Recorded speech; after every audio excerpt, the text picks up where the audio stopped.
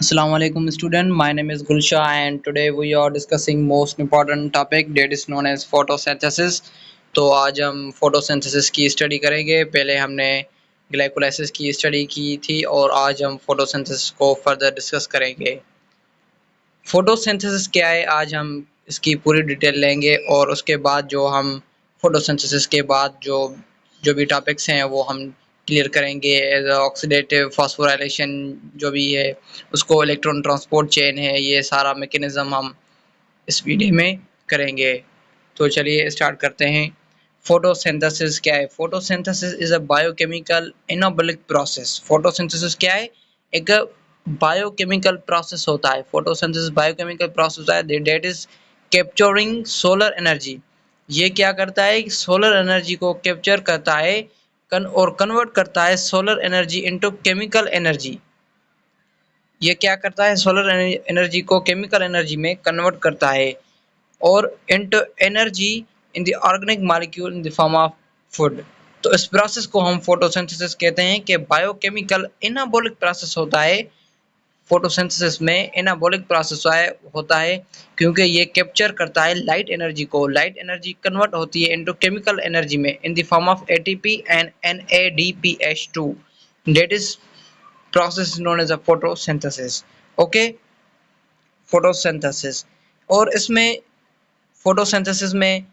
Photosynthesis ये involve होती है reduction of carbon dioxide into sugar.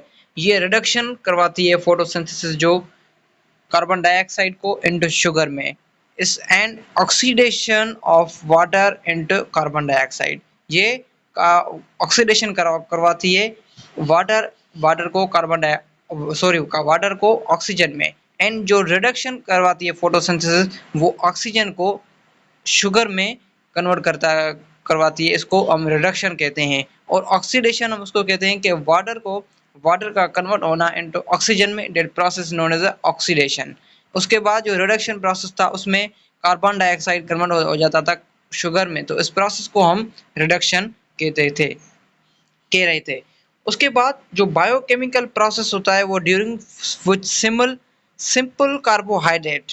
ये बायोकेमिकल जो प्रोसेस होता है वो सिंपल एक कार्बोहाइड्रेट होता है जो मैन्युफैक्चरिंग करता है ऑक्सीजन एंड कार्बन डाइऑक्साइड को in the form of chlorophyll cells and presence of the sunlight and oxygen given the product by the product that is known as photosynthesis.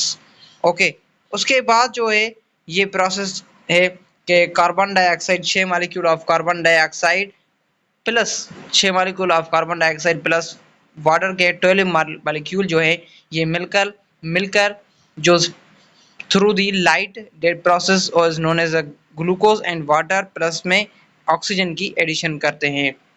ये 6 carbon dioxide plus water के 12 molecule मिलकर through the light ये produce करते हैं glucose को and water को and oxygen को। Okay, उसके बाद ये जो सारा प्रोसेस है ये चलता रहता है, फोटोसिंथेसिस का प्रोसेस है। उसके बाद oxidation of pyruvate. Oxidation of pyruvate क्या है कि पायरूवेट कन्वर्ट हो जाता है इनटू एसिटाइल कोए में। क्या पायरूवेट जो होता है वो कन्वर्ट होता है, चेंज होता है इनटू एसिटाइल कोए में बिफोर द क्रेब साइकिल। ये मैंने क्या किया कि ऑक्सीडेशन ऑफ पायरूवेट जो होता है वो क्या है कि पायरूवेट कन्वर्ट हो जाता है एसिटाइल कोए में बिफोर द क्रेब साइकिल के पहले जो प्रोसेस होता है वो पायरूवेट का एसिटाइल कोए में कन्वर्ट होना, फिर क्रेब साइकिल स्टार्ट हो जाती है। ओके, उसके बाद जो है ये प्रोसेस चलता रहता है। उसके बाद जो है वो क्या है कि एंट्रेंस इन माइटोकॉन्ड्रिया क्या है, तो पायरूवेट जो है वो चार्ज हो जाता है इनटू एसिटाइल कोए में। क्या कि पायरूवेट जो है वो charge into acetyl CoA. It must enter the mitochondria, it must be enter the mitochondria via transport protein and pyruvate translocase through the translocase। उसके बाद ये प्रोसेस चलता रहता है कि साइटोसोल जो होता है ये क्या है कि उसमें ये प्रोसेस ये चलता रहता है कि ये क्या है कि ये पायरूवेट जो होता है 3 कार्बन पायरूवेट जो होता है वो एसिटाइल कोए में डायरेक्टली कन्वर्ट हो जाता है, क्योंकि ये पायरूवेट चलता रहता है कि नंबर 1 जो है वो ऐसे ये आगे चलता है कि प्रोटीन जो है ट्रांसपोर्ट प्रोटीन होती है ये ऐसे, ओके, ये ट्रांसपोर्ट प्रोटीन होती है। फिर उसके बाद जो ये कार्बन डाइऑक्साइड रिलीज होता है, उसके बाद ये NAD कन्वर्ट होता है NADH में, तो हाइड्रोजन की एडिशन हो जाती है। उसके बाद ये कोएंजाइम फिर मिलकर कार्बन डाइऑक्साइड के साथ ये डायरेक्टली पायरूवेट कन्वर्ट करवाते हैं इनटू एसिटाइल कोए में। तो इस प्रोसेस को हम ऑक्सीडेशन ऑफ पायरूवेट कहते हैं। ओके, उसके बाद ऑक्सीडेशन ऑफ पायरूवेट ये चलता रहता है, फिर ये आगे इसको डिस्कस करेंगे। Oxidation of pyruvate. Oxidation of pyruvate on entering the mitochondria, pyruvate do not directly participate in Krebs cycle. ये जो पायरूवेट होता है ये डायरेक्टली पार्टिसिपेट नहीं लेता क्रेब्स साइकिल का, क्योंकि पहले ऑक्सीडेशन ऑफ पायरूवेट हो जाता है फिर क्रेब्स साइकिल होती है, क्योंकि ये एसिटाइल कोए जो है वो पायरूवेट जो होता है वो एसिटाइल कोए में कन्वर्ट होता है, क्योंकि क्रेब्स साइकिल के पहले बिफोर द क्रेब्स साइकिल, जो क्रेब्स साइकिल के बिफोर जो प्रोसेस होता है उसको हम ऑक्सीडेशन ऑफ पायरूवेट कहते हैं। Under the intermediate phase is known as oxidation of pyruvate और linked reaction. Oxidation of pyruvate को हम लिंक रिएक्शन भी कहते हैं। उसके बाद in link the pathway of aerobic respiration that occurs outside the mitochondria। ये जो एरोबिक रेस्पिरेशन का पाथ होता है ये आउटसाइड दी माइटोकॉन्ड्रिया होता है। ओके, उसके बाद ये साइटोसोल ये मैंने पहले आपको बता दिया। ओके, उसके बाद ये सारा स्टेप्स हैं, ये हम भी स्टडी करेंगे इन स्टेप्स को कि steps of pyruvate oxidation. Number 1, oxidation of pyruvate take place in 3 steps. Number 1, decarboxylation. Number 2, dehydrogenation. Number 3, addition of CoA। तो हम पहले इसको डिस्कस करेंगे। नंबर decarboxylation, जिसमें से removal of carbon, that is known as a decarboxylation।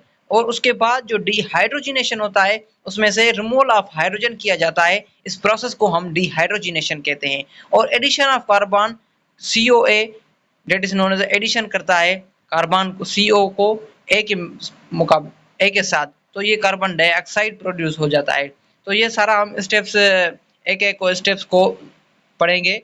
आइए कि डीकार्बोजाइलेशन क्या है कि 1 carbon atom is removed from pyruvate in the form of carbon dioxide, that is known as decarboxylation. That is known as decarboxylation. ये क्या कि 1 carbon atom remove किया जाता है पायरूवेट से, तो फॉर्म द कन्वर्ट हो जाता है pyruvate in the form of carbon dioxide, that process known as decarboxylation. ये क्या है कि देखिए ये प्रोसेस ऐसे देखिए पहले कि पायरूवेट जो है वो उसमें से एक कार्बन निकलता है। ओके, फिर ये एक कार्बन है जो पायरूवेट से ये एक कार्बन निकल जाता है इस पायरूवेट से, तो ये कार्बन डाइऑक्साइड प्रोड्यूस होता है। ये कार्बन डाइऑक्साइड के साथ मिलता है तो ये एसिड अल्डिहाइड बनाते हैं। क्या ये एसिड अल्डिहाइड बनाते हैं? पहले ये पायरूवेट जो था इसमें से 1 कार्बन रिमूव किया गया था, तो इस प्रोसेस को हम क्या कह रहे थे कि डीकार्बोजाइलेशन, इस प्रोसेस को हम कह रहे थे। और ये पायरूवेट कन्वर्ट हो जाता है एसिटाइल एसिड अल्डिहाइड में से, के पायरूवेट में से एक कार्बन को रिमूव किया गया, इसलिए इस प्रोसेस को हम एसिड अल्डिहाइड कह रहे हैं। ओके, उसके बाद नंबर 2 जो स्टेप्स है वो स्टेप्स क्या है? नंबर 2 जो स्टेप्स है वो ये स्टेप्स है कि डिहाइड्रोजिनेशन मैंने पहले भी आपको कहा कि removal of hydrogen, that is known as a dehydrogenation. इस प्रोसेस को हम डिहाइड्रोजिनेशन कहते हैं through the acid aldehyde as a result acetyl group 2 carbon and NADH are the formed. Okay, ये देखिए ये प्रोसेस है ये सारा कि एसिड अल्डिहाइड बनता है, रिमूवल ऑफ हाइड्रोजन, एक हाइड्रोजन जो है वो रिमूव हो जाती है, ये रिमूव होकर फिर एक मिलती है H3C कार्बन के साथ, ये इसके साथ मिलकर ये एसिड अल्डिहाइड बनाते हैं। ओके, ये सारा प्रोसेस चलता रहता है। ये NADH जो है वो NADH में कन्वर्ट हो जाता है थ्रू दी हाइड्रोजन की एडिशन हो जाती है। जब NAD जो है उसमें से हाइड्रोजन रिमूव हो जाती है तो NADH के साथ मिलती है, तो ये प्रोसेस बनता है, NADH बनते हैं। ओके, उसके बाद जो है वो 3 स्टेप्स है। नंबर 3 जो है वो addition of CoA। Acetyl group जो है वो CoA के साथ मिलकर acetyl coenzyme A acetyl CoA बनाते हैं। ओके, ये एसिटाइल CoA है। ये एसिटाइल ग्रुप जो है वो CoA के साथ मिलकर ये प्रोसेस बनाते हैं, acetyl acetyl coenzyme A acetyl CoA। Okay, ये आपको समझ में आ गया होगा। उसके बाद जो है वो प्रोसेस हम पढ़ेंगे कि क्रेब्स साइकिल क्या प्रोसेस है। तो डेफिनेशन है, a cyclic series a chemical reaction in which acetyl CoA is the completely oxidized into carbon dioxide and ATP is generated in the known as Krebs cycle। तो इस process को हम Krebs cycle कहते हैं कि acetyl CoA जो है वो completely oxidize हो जाता है into carbon dioxide and ATP to generate the Krebs cycle। That process is known as a Krebs cycle। और उसकी जो है वो साइट है, हम उस साइट को भी डिस्कस करेंगे कि साइट क्या है, कि क्रेब्स साइकिल कहाँ पर हो जाती है, कहाँ पर उसकी लोकेशन है को क्रेब्स साइकिल होती है। तो क्रेब्स साइकिल की लोकेशन जो है वो प्लेस जो है वो माइटोकॉन्ड्रियल मैट्रिक्स में अंडर द एरोबिक कंडीशन।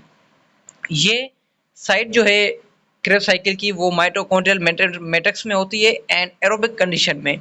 उसके बाद जो इनपुट देते हैं क्रेब्स साइकिल को, वो 2 एसिटाइल CoA देते हैं और 6 NADH देते हैं और 2 FADH देते हैं एंड 2 ADP प्लस फॉस्फेट देते हैं। क्यों, किसको, क्रेब्स साइकिल को। और जो है आउटपुट में जो हम लेते हैं क्रेब्स साइकिल से जो मटेरियल लेते हैं आउटपुट में, वो है 4 कार्बन डाइऑक्साइड।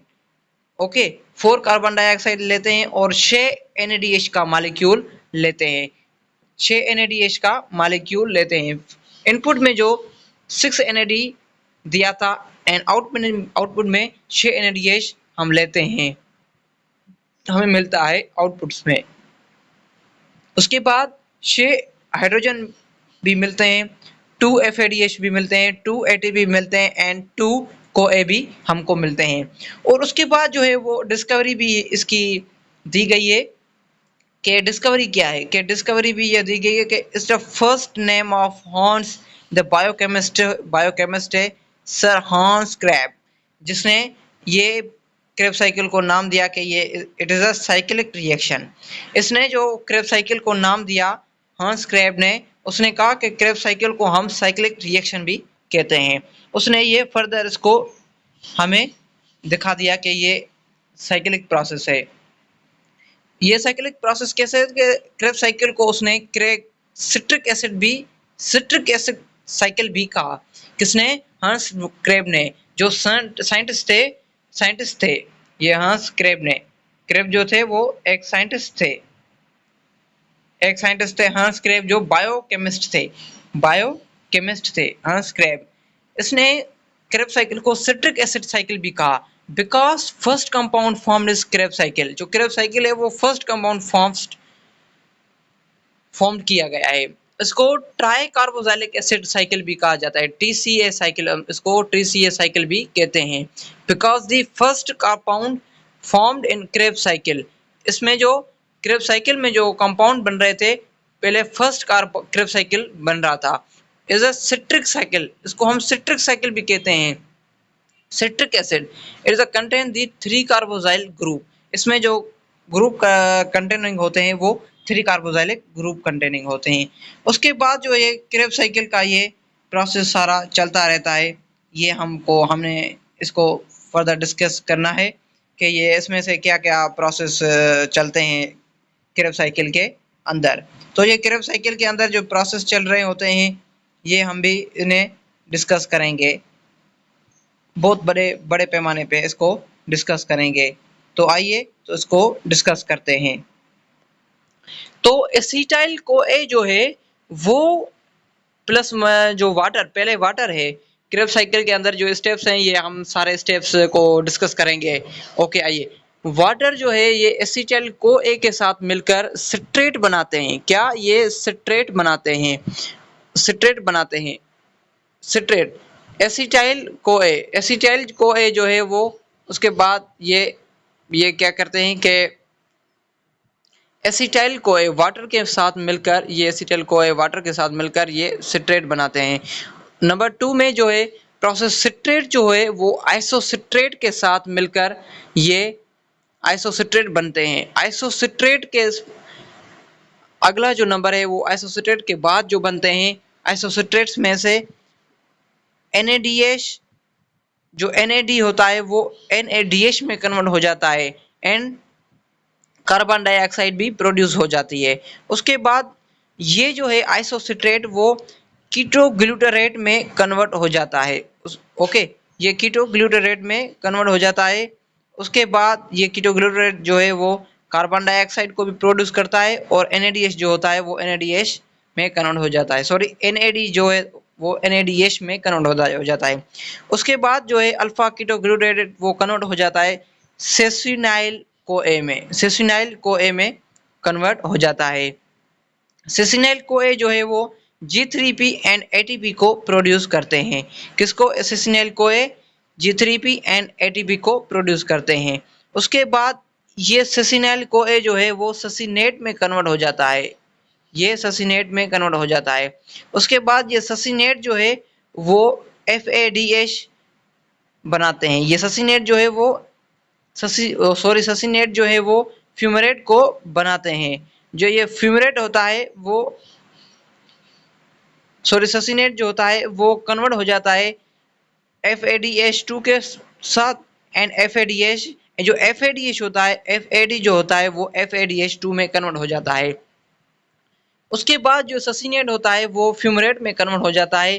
फ्यूमरेट जो है वो वाटर को प्रोड्यूस करता है एंड नंबर 7 जो है मेलेट जो है वो NAD को NADH में कन्वर्ट करता है एंड नंबर 8 जो है वो मेलेट जो है वो ऑक्सिलेट में ऐसे कन्वर्ट हो जाता है। फिर ये साइकिल चलती रहती है, ये ऑक्सिलेट है और ये वाटर के साथ ये मिलकर ये सारी साइकिल चलती रहती है।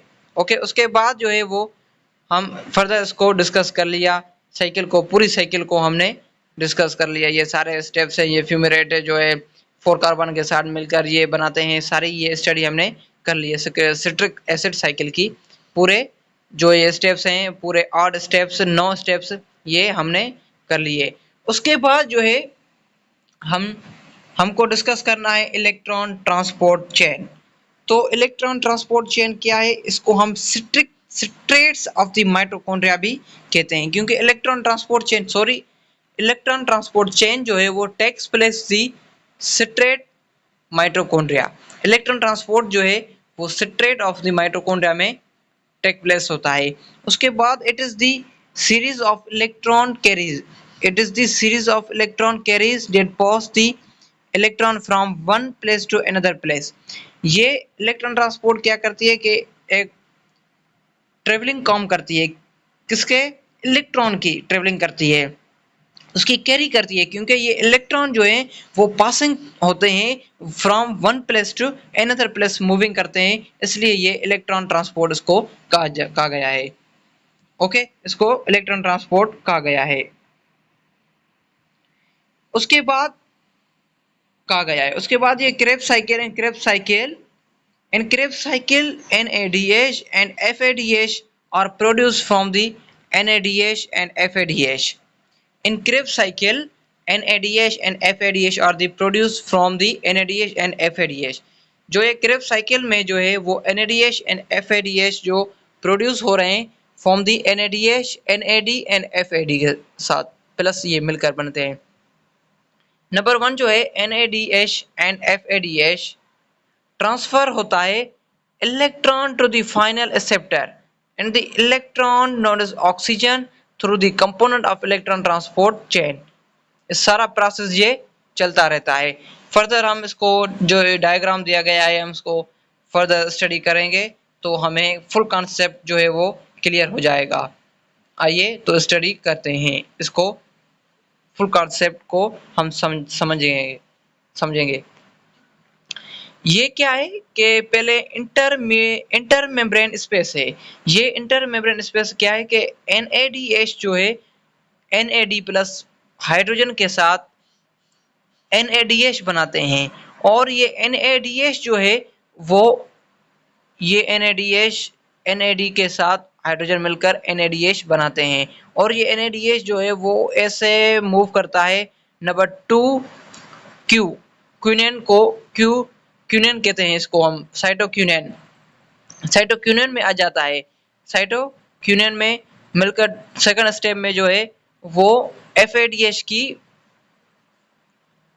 प्रोडक्शन करते हैं। उसके बाद जो साइटोक्रोम जो है साइटोकिनिन के बाद ये नंबर 3 स्टेप में आ जाते हैं, जिसमें से जो है वो हाइड्रोजन की एडिशन होती है। हाइड्रोजन जो होता है FADH पहले था, FADH में से हाइड्रोजन जो है वो रिमूव होता है, हाइड्रोजन ऊपर मूव करता है तो यहाँ पर FAD बनता है।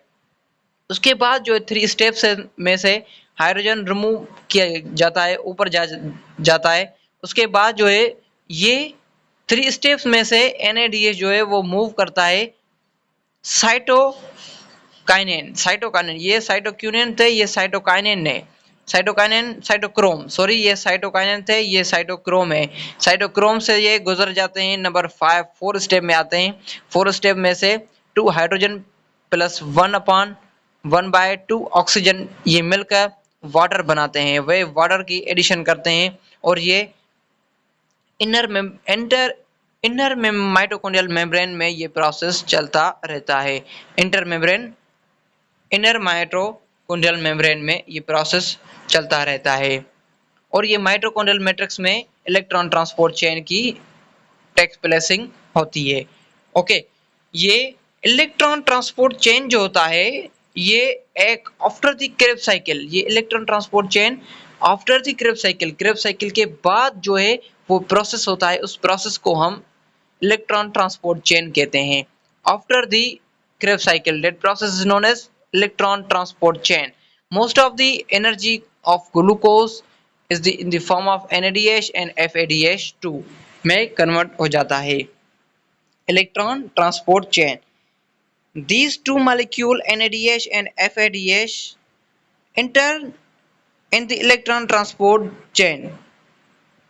ये जो 2 molecules हैं NADH and FADH ये एंटर हो जाते हैं इलेक्ट्रॉन ट्रांसपोर्ट चेन में। उसके बाद NADH and FADH2 और ऑक्सीडाइज्ड NADH and FADH और oxidise and their electron pass through the series of oxidation and reduction reaction final acceptor molecular oxygen. Okay, ये सारा प्रोसेस चलता रहता है। ये ऑक्सीजन का ये हमने पहले आपको बता दिया। ये देखिए ये कंपोनेंट है of the electron transport chain के, ये हमने पहले डिस्कस कर लिया कि NADH जो है वो डिहाइड्रोजिनेशन होता है कॉम्प्लेक्स 1 के साथ, और ये मूव करता है साइड जो है वो साइटो कोएंजाइम फिर ये FADH डिहाइड्रोजिनेशन कॉम्प्लेक्स 2 में जाता है, और ये साइटोक्रोम रिडक्टेज कॉम्प्लेक्स नंबर 3 जो है वो उसमें साइटोक्रोम की रिडक्टेज होती है, और ये साइटोक्रोम में जाते हैं। साइटोक्रोम से पहले फिर ये साइटोक्रोम ऑक्सीडेज कॉम्प्लेक्स नंबर 4 में जाते हैं। ये सारा ऐसे प्रोसेस चलता रहता है। पहले NADH जो है वो डिहाइड्रोजिनेज करता है कॉम्प्लेक्स नंबर 1 में, और उसके बाद जो है वो कन्वर्ट हो जाता है कोएंजाइम Q में मूव करता है, वो कोएंजाइम Q से हाइड्रोजन की रिमूवल होती है, और FADH जो है उसमें से हाइड्रोजन निकल जाता है तो FADH बनता है। इसलिए ये मूव करता है डिहाइड्रोजिनेज कॉम्प्लेक्स नंबर 2 में, तो इसलिए कॉम्प्लेक्स नंबर 2 से निकलता है क्योंकि NADH जो होता है वो उसमें से हाइड्रोजन की रिमूवल किया जाता है तो NAD बनता है, इसलिए वो मूव करता है साइटोक्रोम रिडक्टेज कॉम्प्लेक्स नंबर 3 में। जो कॉम्प्लेक्स नंबर 3 होता है उसमें ये रिडक्टेज होती है क्योंकि उसमें से FADH और NADH की रिमूवल होती है, क्योंकि उसमें से हाइड्रोजन का रिमूव होता है, तो इसलिए ये मूव करते हैं रिडक्टेज के बाद साइटोक्रोम C में। साइटोक्रोम C से जो फिर ये रिडक्टेज तो ऑक्सीजन एंड हाइड्रोजन की का एडिशन होती है तो मूव करते हैं साइटोक्रोम ऑक्सीडेज कॉम्प्लेक्स नंबर 4 में। तो साइटोक्रोम ऑक्सीडेज कॉम्प्लेक्स नंबर 4 में जो है वो वाटर की एडिशन होती है एंड उसके प्रोसेस ये चलता रहता है। ये सारा हमने पहले डिस्कस कर लिया। ये है कि number 1 passage of the electron flow. Passage of the electron flow NADH dehydrogenase complex number 1 NADH oxidize when it react with NADH dehydrogenase complex number 1। ये जो NADH जो होता है वो ऑक्सीडाइज होता है जब वो रिएक्ट करता है NADH and dehydrogenase complex number 1 के साथ। नंबर 2 कोएंजाइम Q जो होता है वो electron now move to coenzyme Q। ये जो एंजाइम होता है इलेक्ट्रॉन जो होता है वो मूव करता है कोएंजाइम Q के तरफ। FADH2 is to be oxidized through electron transport chain।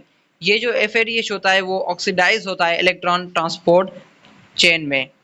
उसके बाद it is also hand over the electron through the coenzyme Q and FADH and dehydrogenase complex number 2।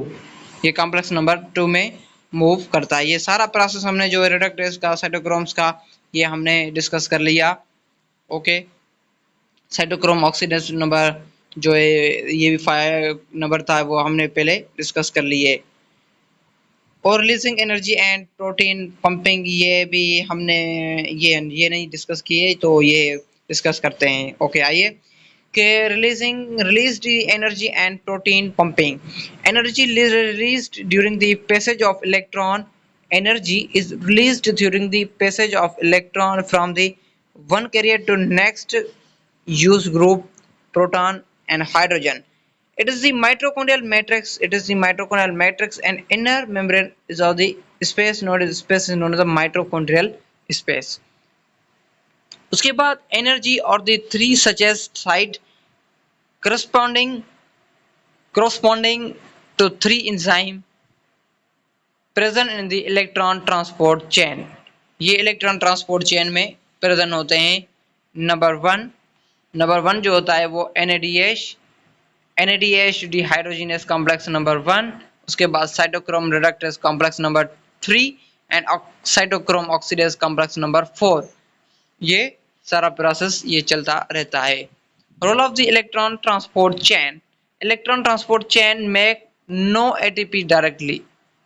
ये जो इलेक्ट्रॉन ट्रांसपोर्ट चेन है ये directly ATP नहीं बनाते, क्योंकि इसमें से पहले इलेक्ट्रॉन ट्रांसपोर्ट चेन्स में ये जो पहले क्रेब्स साइकिल होती है उसके बाद जो है वो इलेक्ट्रॉन ट्रांसपोर्ट चेन होती है, ये जो इलेक्ट्रॉन मूव करते हैं, तो इसलिए ATP डायरेक्टली नहीं बनता इलेक्ट्रॉन ट्रांसपोर्ट चेन में। ये भी आपको एंट्री पॉइंट ऑफ व्यू से याद करना होगा।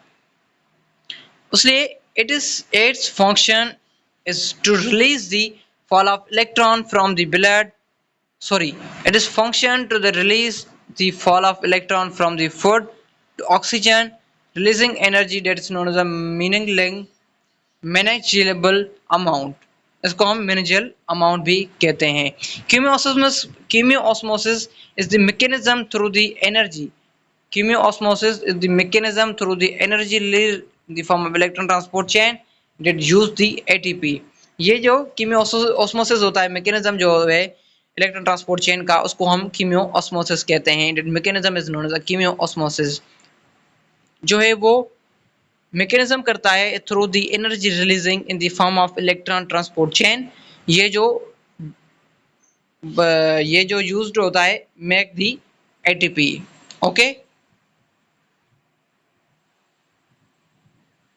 ये प्रोसेस ये चलता रहता है, क्योंकि ये इलेक्ट्रॉन ट्रांसपोर्ट ये पहले देखिए ये क्या हो रहा था कि पहले जो है वो NADH बन रहा था, ये मैंने क्या कर लिया। ओके, ये chemiosmosis the mechanism through the energy released in the electron transport chain that used to make the ATP। ये जो माइटोकॉन्ड्रियल मैट्रिक्स में इलेक्ट्रॉन ट्रांसपोर्ट चेन की प्लेसेस होती है माइटोकॉन्ड्रियल मैट्रिक्स में, तो NADH जो है वो कन्वर्ट होता है। पहले NADH कैसे बनता है, क्योंकि NADH जो है NAD प्लस हाइड्रोजन मिलकर NADH बनाते हैं। NADH से हाइड्रोजन रिमूव किया जाता है तो NAD मूव करता है साइटोक्विनोन में। साइटोक्विनोन नंबर जो है वो सेकंड स्टेप है। सेकंड स्टेप में जो है वो FAD जो है FADH में से हाइड्रोजन रिमूव किया जाता है तो वो ऊपर मूव करता है कॉम्प्लेक्स नंबर 3 में। कॉम्प्लेक्स नंबर 3 में से जो NADH होता है वो मूव करता है साइटोक्रोम में। साइटोक्रोम के बाद जो है वो नंबर 4 में आता है। उसके बाद जो है वो हाइड्रोजन की एंड ऑक्सीजन की एडिशन होती है। एडिशन के बाद जो है वो वाटर बनता है, क्योंकि ये वाटर के बनने से पहले जो हाइड्रोजन है वो ऑक्सीजन से साथ मिलती है इन द फॉर्म ऑफ, ये जो स्पेस में जो बनती है उसको हम इंटर माइटोकॉन्ड्रियल मेम्ब्रेन कहते हैं। और ये मूव करते हैं ADP के साथ ATP बनाते हैं। ये मूव करते हैं ऊपर चेन्स में, और ये ADP जो है वो ATP के साथ फॉस्फेट के साथ मिलकर ATP बनाते हैं, और ये ATP में से हाइड्रोजन रिमूव किया जाता है और ये नीचे आते हैं। ओके, ये प्रोसेस इलेक्ट्रॉन ट्रांसपोर्ट चेन का चलता रहता है। और उसके बाद जो है वो कीमियो ऑस्मोसिस भी है, तो हम इसको डिस्कस करेंगे कीमियो ऑस्मोसिस को भी। Chemiosmosis and oxidative phosphorylation. Chemiosmosis and oxidative phosphorylation क्या है, ये हम भी जल्दी इसको डिस्कस करेंगे। Oxidative phosphorylation is the synthesis of ATP molecule with the help of energy liberated during the oxidation of reduce the coenzyme NADH and FADH produced in the aerobic respiration.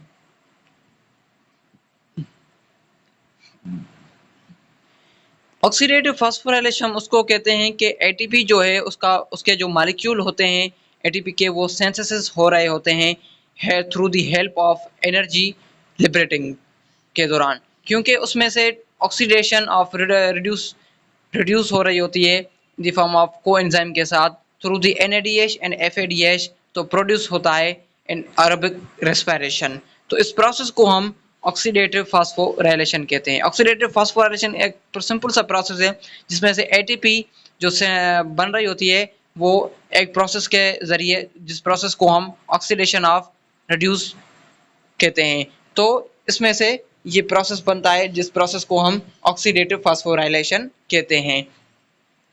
तो उसके बाद जो है वो through the there are theory of the ATP theory of ATP production by the mechanism, that mechanism is known as a chemiosmosis. उस mechanism को हम कीमियोस्मोसिस कहते हैं, क्योंकि ATP की प्रोडक्शन हो रही होती है। जिसमें से भी ATP प्रोडक्शन हो रही होती है उसको हम ऑक्सीडेटिव फास्फोराइलेशन कहते हैं through the mechanism, that mechanism is known as a chemiosmosis. उसके बाद कीमियोस्मोटिक्स थ्योरी जो होती है वो उसमें ATP production in mitochondria and chloroplast. जो कीमियोस्मोटिक थ्योरी होती है उस कीमियोस्मोटिक थ्योरी में ATP की तो प्रोडक्शन हो रही होती है, क्योंकि वो प्रोडक्शन हो रही होती है इन माइटोकॉन्ड्रिया में, और माइटोकॉन्ड्रिया एंड क्लोरोप्लास्ट में हो रही होती है, जिसको हम कीमियोस्मोटिक थ्योरी भी कहते हैं। The enzyme required for this synthesis is known as the ATP synthesis. Okay, ATP synthesis. Component of ATP synthesis is consist of two parts. Number 1 Frodox oxide FO and F1. FO जो होता है वो embedded in the membrane, ये membrane के साथ bounded होता है। उसके बाद ये इन्वॉल्व होता है movement of the proton and inter membrane space, that is known as the mitochondrial matrix, जिसको हम माइटोकॉन्ड्रियल मैट्रिक्स भी कहते हैं। उसके बाद F1 जो होता है वो एलिमेंट्री पार्टिकल होते हैं, जिसको हम हेड कहते हैं, जैसा like particle projected from the surface of membrane towards the matrix. It catalyze ATP synthesis by the combination of ADP plus ATP. ये जो catalyzed होता है उसमें से ATP क्यों बनती है, ATP कैसे बनती है कि ADP के साथ वन फास्फेट मिलता है। एडीपी के साथ वन फास्फेट मिलकर ये कॉम्बिनेशन होती है ATP ADP plus phosphate. One phosphate ADP के साथ मिलता है तो वो एटीपी बनाते हैं।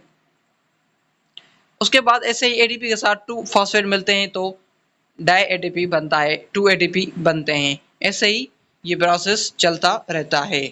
ओके, उसके बाद जो है activation of the ATP synthesis. ATP synthesis become active in ATP formation only a proton regarding gradient having high concentration of hydrogen proton and the FO side the component F1 established। जब ATP की synthesis हो रही होती है in the form of active and ATP formation में, तो उसमें proton की जो है वो बहुत ज्यादा कंसंट्रेशन पाई जाती है इन द फॉर्म ऑफ प्रोटॉन। तो FO साइड जो होती है वो कंपेयर की जाती है F1 साइड के स्टेब्लिश में। तो ये flow of proton and the ATP formation. Flow of proton through the FO channel induce F1 particle जो ये ATP सिंथेसिस करते हैं। In other words the energy proton gradient used to attaching the phosphate ADP to the ATP by the high energy bond that produce an ATP। तो ATP कैसे बनती है? ATP ऐसे बनती है कि ATP हम ग्लूकोज लेते हैं और उसमें से हमको एनर्जी मिलती है, जिस एनर्जी को हम ATP कहते हैं। तो ATP ये प्रोटॉन से मिलकर बनती है। प्रोटॉन ग्रेडियंट जो है वो यूज्ड होते हैं, अटैच करते हैं फॉस्फेट के साथ। एडीपी के जो फॉस्फेट मिलता है तो उसको हाई एनर्जी रिक्वायर्ड होती है बॉन्डिंग में, तो एटीपी बनता है ऐसे। ओके, ये समझ लिया आपने। ये एटीपी यील्ड प्रोफाइल ये ऐसा काम का नहीं है। ओवरव्यू फाइनल दिया है कि out of the total ATPs, total जो एटीपीज होते हैं वो आउट में हमको मिलती हैं एटीपी जो है वो टोटल जो एटीपी है वो 36 एटीपी मिलती है आउट में, जो प्रोड्यूस करती है ड्यूरिंग द एरोबिक रेस्पिरेशन में। जो एरोबिक रेस्पिरेशन की कंडीशन में जो हमरे को टोटल एटीपी जो मिलती है वो 36 मिलती हैं। जो 4 एटीपी हैं वो रिजल्ट में सब्ट्रैक्ट लेवल फास्फोराइलेशन के थ्रू मिलती है। ये जो 4 एटीपी हैं वो सब्ट्रैक्ट लेवल ऑफ फास्फोराइलेशन के थ्रू मिलती हैं 4 एटीपी, और रिमेनिंग 32 जो एटीपी हैं वो प्रोड्यूस होती है कीमियो ऑस्मोसिस के थ्रू और through the electron transport chain. आपने ये याद करना होगा एंट्री पॉइंट ऑफ व्यू से कि आउट में जो टोटल एटीपी जो मिलते हैं ओवरव्यू में इलेक्ट्रॉन ट्रांसपोर्ट चेन में, तो ये टोटल जो एटीपी मिलते हैं वो 36 मिलते हैं। उसमें से in the form of aerobic condition में जो उसमें से 4 एटीपी जो मिलती हैं वो सब्ट्रैक्ट लेवल फास्फोराइलेशन के थ्रू मिलती हैं, और उसके बाद जो है वो रिमेनिंग जो है 32 जो है एटीपी वो थ्रू दी कीमियो ऑस्मोसिस के थ्रू हमको मिलती हैं। ऐसे ये प्रोसेस चलता रहता है।